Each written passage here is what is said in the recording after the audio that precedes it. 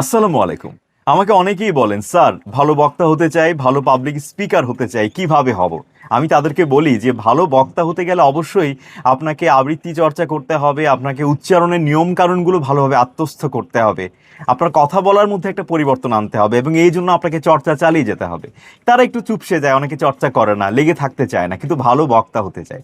পাশাপাশি অবশ্যই আপনাকে পড়ার অভ্যাস, বই পড়ার অভ্যাস করতে হবে। অনেকে জিজ্ঞেস করেন যে স্যার কী ধরনের বই পড়বো? আপনার যে ধরনের বই ভালো লাগে সে ধরনেরই বই পড়বেন। আমরা ছোটবেলা থেকেই সব ধরনের বই পড়েছি, কমিক্স পড়েছি, গল্পের বই পড়েছি, উপন্যাস পড়েছি, ভ্রমণ কাহিনী পড়েছি, প্রবন্ধ পড়েছি, পত্রিকা পড়েছি, সবই পড়েছি।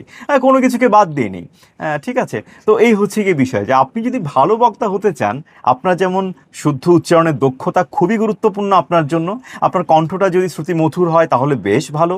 তাহলে কিন্তু আপনি যা বলবেন সেগুলো কিন্তু আপনার শ্রোতা দর্শকরা কিন্তু খুব সুন্দরভাবে গ্রহণ করবে। কিন্তু আপনার উচ্চারণে কোনো দক্ষতা নাই, আপনি ঠিকমতো কথা বলতে পারেন না, কিন্তু আপনি ভালো বক্তা হতে চান।